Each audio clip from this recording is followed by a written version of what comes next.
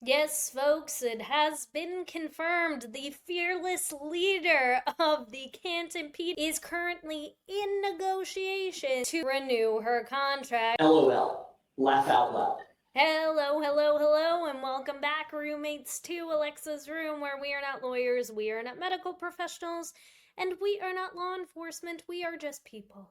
People who have opinions about all things going on in the Karen Reed case, including this news that broke last week on March the 5th. Shout out to Dixie Normus on Twitter.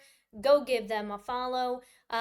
Stating, during the Finance Committee meeting, which is open to the public, it's all recorded via, I think, on the Canton Community TV.org website, if I'm not mistaken, by Charlie Duty, who we're going to talk about just a little bit, who he has some ties with in the Karen Reed case, that they are working on renewing her contract. For renewal, one would be the police chief and one would be mine.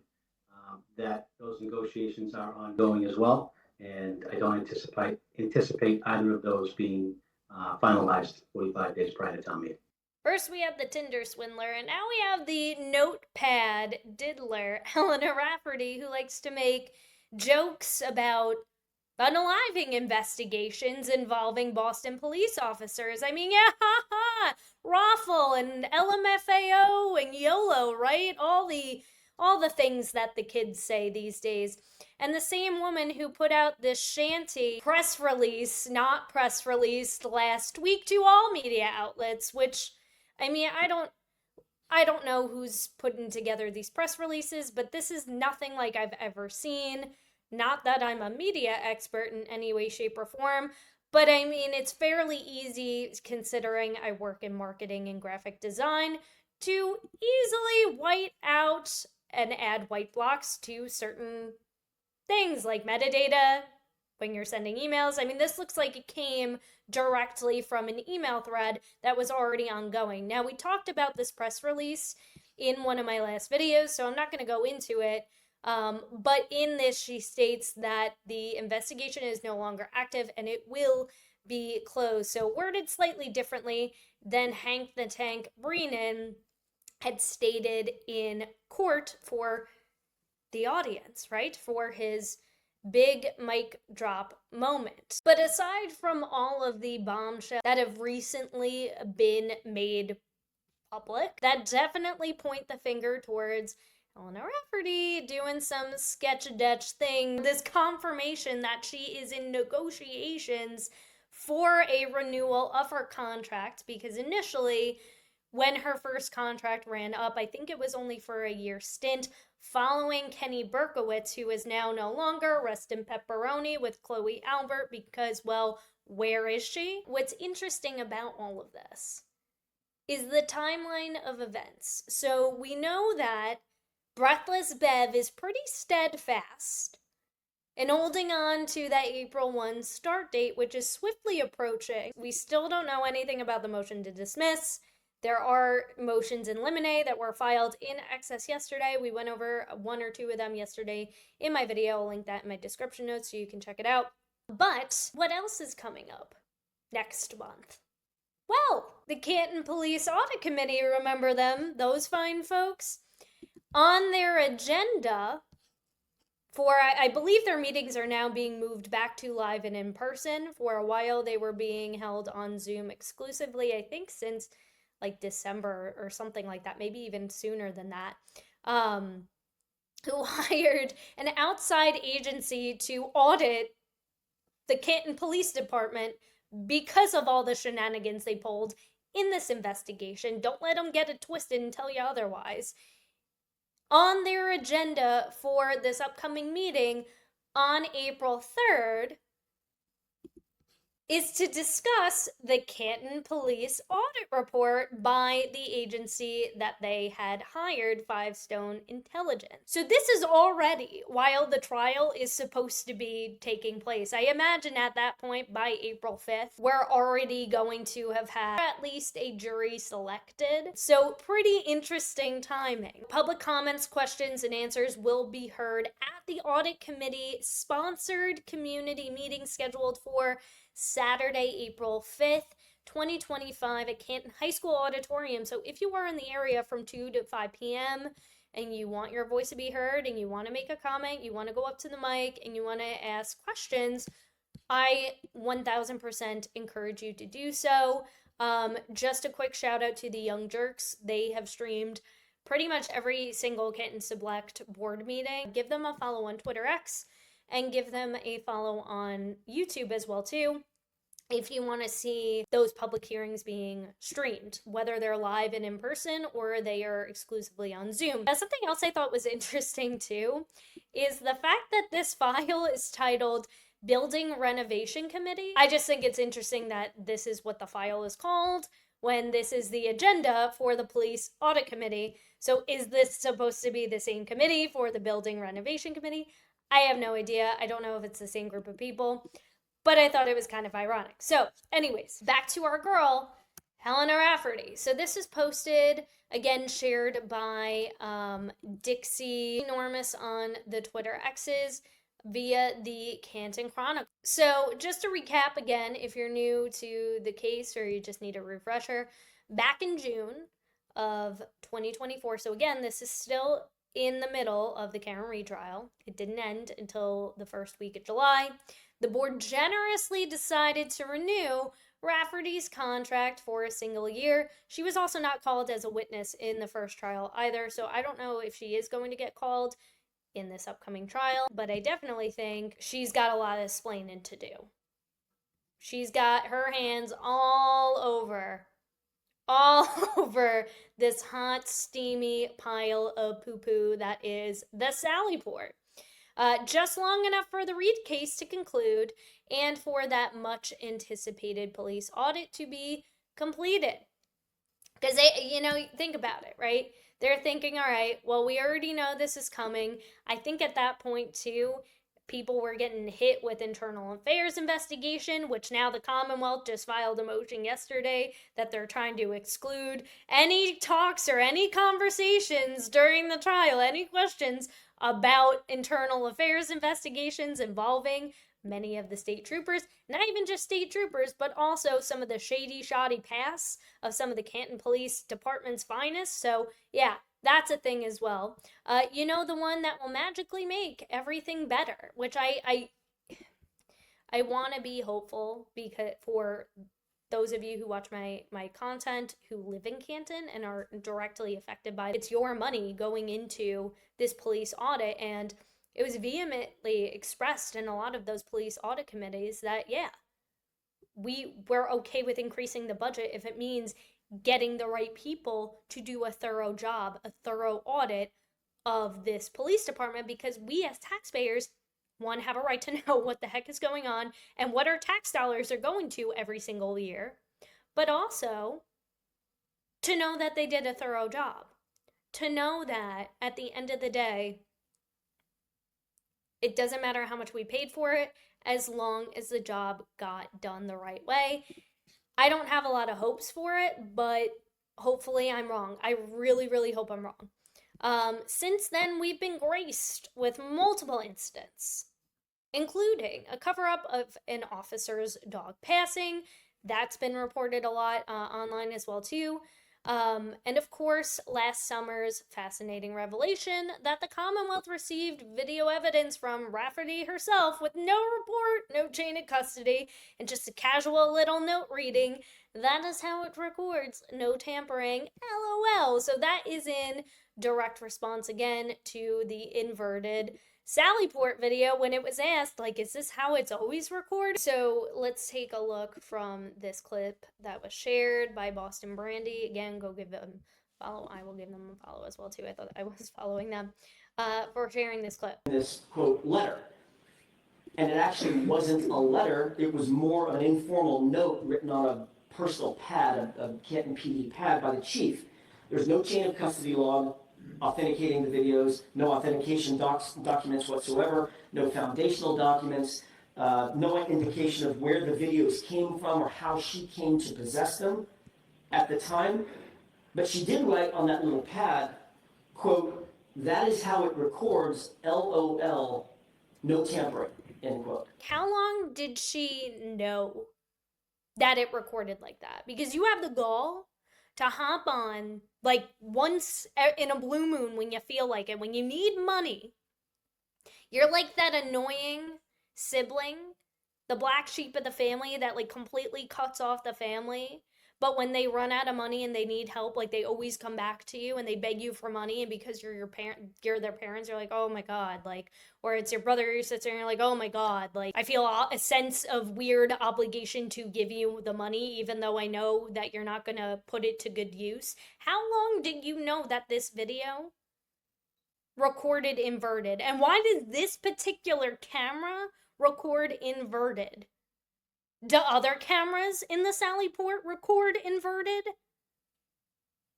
The world will never know. It's like, how many licks does it take to get to the center of the frickin' Tootsie Pop? Well, the world will never know because the camera got destroyed. Oh yeah, we came to find out that one too. That as soon as the camera, the new camera that apparently records fine, not invertedly,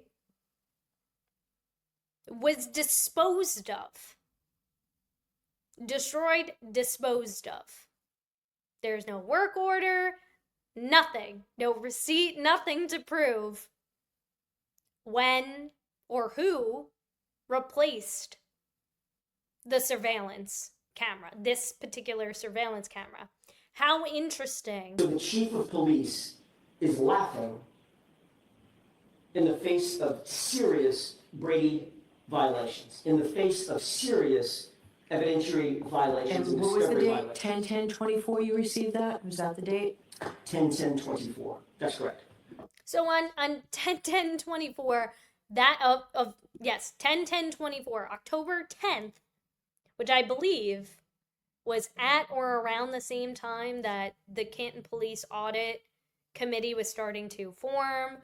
I think there were talks of putting together an audit. I know it was sometime in the fall. I don't think they actually ended up selecting Five Stone Intelligence until either the end of October or November. If my memory serving me correctly, feel free to correct me in the comment section below, but that's at or around that same time as well too. So the defense is only hearing about this and only learning about this on October 10th. Nice. Nice. Oh, and let's not forget about last year's little incident in Rentham when, so we actually talked about this in a previous video about the elderly man, pedestrian, that she hit with her police cruiser to the point where I think they needed like multiple surgeries. They were in the hospital. It turned into, I think, like a $200,000 lawsuit or something crazy like that. Didn't say anything to the public about it until weeks later after I think Turtle Boy like exposed it or something.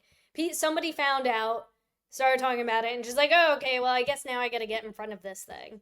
So that's great. Yeah, truth and transparency. And to top off all the things that I guess she won't have to answer for is this most recent drop. So again, if you're not following Turtle Boy Daily News, Mark Betterow, his attorney, recently wrote a letter to the police chief, Helena Rafferty, demanding a investigation into Chris Albert, who is a select board man, who is also the brother of Brian Albert, the father of Colin Albert, and is a witness in this case for illegal wiretapping. So I haven't gone into the whole weeds of this letter. I'll link it below. I know Broken Baker went over it, so you can go check out his video on that, breaking it down. But I guess she won't have to answer for that one either, because we all know how that one's gonna go. No, of course not. I'm not gonna investigate that one. Because why would she? Now, the first time around, her contract was set to renew. And shout out to True Crime with Eve for sharing Little Miss Notepad Diddler. So this is her live and in person in the flesh at a Canton Select Board meeting on August 8th, 2023. That is just a few weeks before Meatball Morrissey publishes this video. Originally published August 25th, 2023. Peter Tragos from Lawyer You Know just did a breakdown of it. If you want to go check that one out, it's really good. So I wonder if he had somebody, a little birdie in his ear, saying, look, you gotta do something. So this is her statement. This is well before the first trial. Take information in and verify it. Be patient while all aspects of the case unfold. This system is painfully slow, and it should be, as the gravity of its process holds the liberty of someone in its midst. I mean, it wasn't painfully slow for Michael Proctor to decide that Karen Reed was guilty within less than 24 hours of finding John O'Keefe on the front lawn of Brian Albert's home, 34 Fairview. But yeah, okay. Follow the actual trial. Listen to all the information. Let the courtroom be the forum where both sides get to present their case in full. Then make your own informed decision, whatever that's going to be. I mean, we did. We saw the first trial, and it was pretty quick. It was pretty quickly determined and agreed by 99.9% of the global population that Karen Reed is factually innocent, and the Commonwealth is helping to frame her. But it's like, how can you say, like, gather all the information when you're not even sharing all of the information with the defendant so she can build a case for herself? I know that mistrust for the Canton Police Department has taken root around this case. Based on the feedback that I and officers have received, I'm not sure that it is nearly as widespread as portrayed by one of the speakers at the last meeting. However, I do acknowledge that it is there, and I hear you. I believe the first step in bridging that trust gap is effective and healthy communication. I'm also open to discussing ideas that residents believe will help build that fractured trust amongst those experiencing it. So let me reiterate, I am willing to meet with any Canton resident one-on-one, wherever in town you would feel most comfortable, so that we can have a dialogue where you can ask questions and you can get a sense of who I am and where you feel comfortable. And also, not for nothing, like, why is she sitting in the chair? Like, I just feel like the shakiness in her voice, her, like, firmly grasping her binder as she's reading this ill-prepared statement saying, well, there's nothing to see here, we're doing the best that we can, trying to play off like, oh, we're a small department, we only have so many resources. Girl, we've seen the finances, and we've seen how much some of your top team players are getting paid, yourself included, so don't even play that. I stand for as the leader of the Canton Police Department. And finally, as I close, and I am so grateful that these final words I have will be memorialized on camera. No matter what the jury decides in the O'Keefe case, I will always be able to look in any mirror I pass. My children will always be able to view me as a person of integrity, and I will always be able to look the O'Keefe family members in their eyes, because there is absolutely no evidence of a cover-up in the tragic death of John O'Keefe. Thank you for your time. This did not age well at all. This definitely did not age well at all. Here we're looking at it in 2025. Do you still feel like you can look Peggy in the eyes? And it's like, maybe, clearly somebody has Peggy so deeply convinced that Karen Reed is the most horrible human to ever walk the face of this. My call to action to you, Helena, is, are you going to make that offer again to sit down with the residents of Canton? Are there any people out there that actually had an opportunity to sit down with Helena Rafferty? My gut tells me probably not. Probably not, unless you're one of the many people or witnesses in this case, right? So unless your last name is Albert or McCabe, or you're one of the fine folks on the Commonwealth's witness list for the first trial, and now I guess the upcoming trial, probably not going to get a heart-to-heart with Helena. So there's that. Because like I said, she only likes to make a guest star appearance when it concerns money. Police Chief Helena Rafferty is proposing in her FY26, so this was just a couple of months ago, capital plan that the town spend $393,000 for a mobile enclosed firing range, which could be located behind the station and provide year-round access to officers for training and certification. I mean, I don't know what the general crime rate is. Let me do crime rate in Canton, Massachusetts. I mean, overall, and this is kind of what I got, it seems very much like, oh, what's that movie? Not Plainville. I know there is a Plainville, Massachusetts. Pleasantville. It reminds me very much of like Pleasantville, and not to like, knock anybody who lives in Canton, but it gives me like Pleasantville vibes if you've ever seen that movie with Tobey Maguire, and I think it's Reese Witherspoon as well. Low crime rate, more crimes regarding property crimes, which is interesting because there have been a couple of reports about like house parties potentially involving another spawn of the Alberts. I mean, there are just some people who shouldn't breed, and I believe that family is probably one of them. But like, is this necessary? I mean, of course, I think it's important for officers to get the appropriate training, but to build like out your own enclosed firing range instead of going to an actual firing range to do the training, it just feels a little like excess and unnecessary. And considering you're trying to budget for nearly $500,000 for this thing, because you can allegedly recoup some of the expenses by renting it out to other police departments. I mean, it's just like, well, what about fixing your dang Sallyport video surveillance cameras? Or just spending more time educating your officers on protocols? Like how to create chain of custody logs, right? Let's just bring it back to basics. The request by CPD is one of several made by town departments as part of the FY26 debt capital budget, which has a target of $1.3 million. Requests that for that portion of the budget total $2.52 million, leaving the select board to decide which projects to recommend for funding in this coming fiscal year.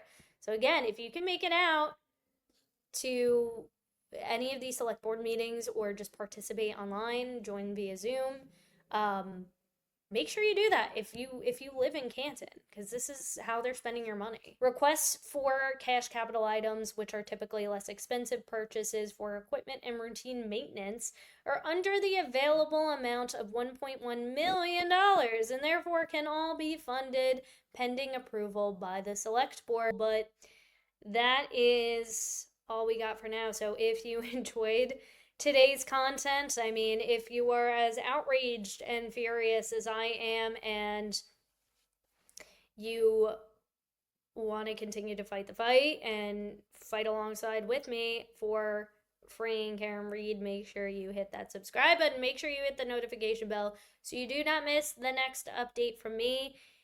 I mean, I'm sure her contract is going to get renewed for however long it will be. Who the duck knows? But I will keep you posted here on this channel. And make sure you hit that like button, because that tells the YouTube algorithm that this is newsworthy news. And the more that we can just talk and expose, continue to expose and talk. I know it feels like a marathon that we're running, and it's hard to keep track of all the timelines of events and all the evidence that is ever-changing evidence and drips and drabs of new evidence that seemingly just continues to nonchalantly reveal itself on the daily. It is hard to keep track of, but it's important that we continue this conversation, because believe it or not, there are people out there who have not heard about this case, and I think it's an important conversation to have, not just because of how it's affected so many people in the community of Canton, as well as obviously Karen Reed, John O'Keefe, and his family, to be fair. But it could happen to any one of us, right? And it just, I think, is a really, really good way for us to all educate ourselves a little bit better about how our legal system should not work and how an investigation should not be conducted, so that we can become more proactive citizens in our own communities and hopefully make a difference, because it's clear that there is corruption going on in Canton. There's no denying it. With every day, like I said, the more and more that gets exposed, it becomes clearer and clearer, and we need to continue to speak up about that so that we can get justice for Officer John O'Keefe and we can also free Karen Reed. So with that being said, thank you so much for watching, and I will see you in the next one.